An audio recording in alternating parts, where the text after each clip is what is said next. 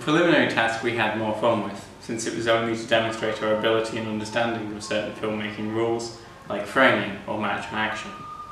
We did learn from this, realising that we had to be very careful about focusing the camera, and the audio recorded on the camera was unusable.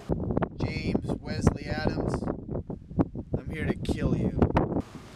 That's why for the main task we did not record much of the dialogue on location. Instead we tried to re-record the dialogue, which failed, and eventually it was edited out.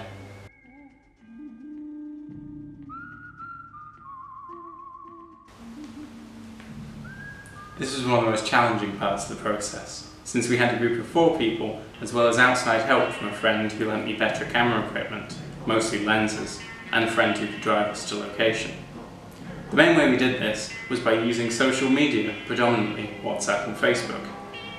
By creating a WhatsApp group for our media group, we could collectively discuss creative decisions at any time. We then made another group, including our friend who could drive us, to organise going out and filming, as well as a Facebook event so that we could easily get details immediately without scrolling through messages.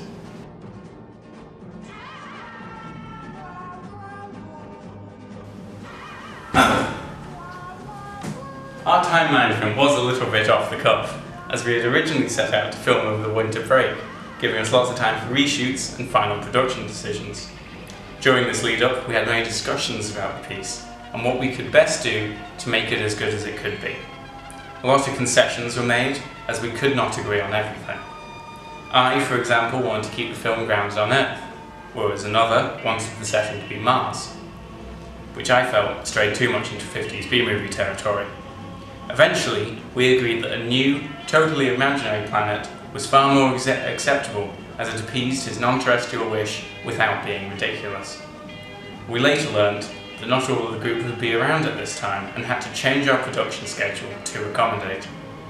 This meant filming earlier, and I was not able to finish the armour I had originally planned to make, as I set out to finish it before winter.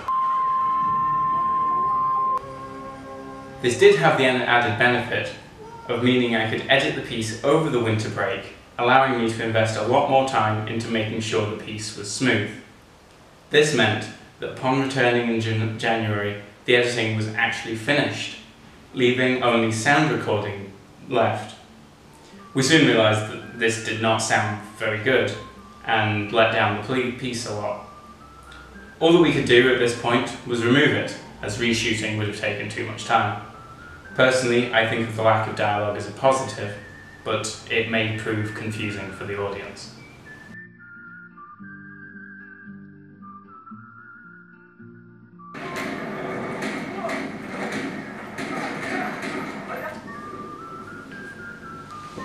One member of the group already had a location in mind, and as it was out in the desert, we did not have to worry about permits.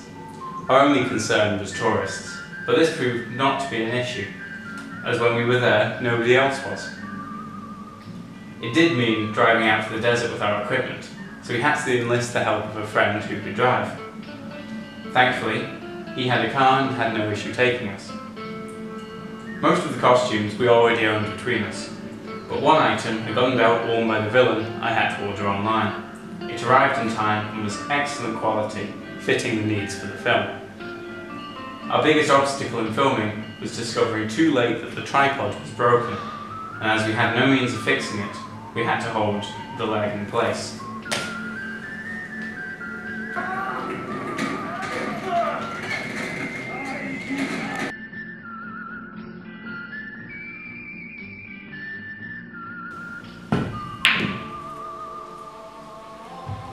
For the most part, I edited the video, and I learned a lot about it.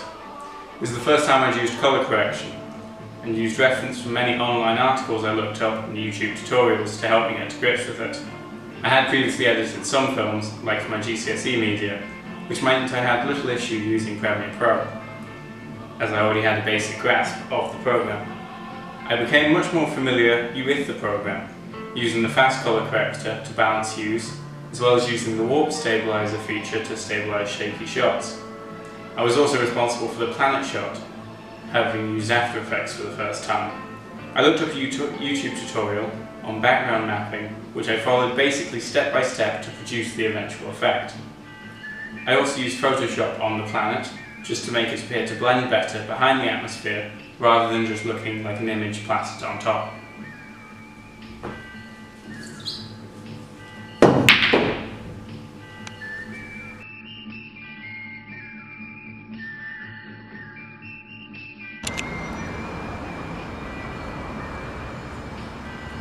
A lot has changed during filming and editing, including the addition of the monoliths and the removal of dialogue.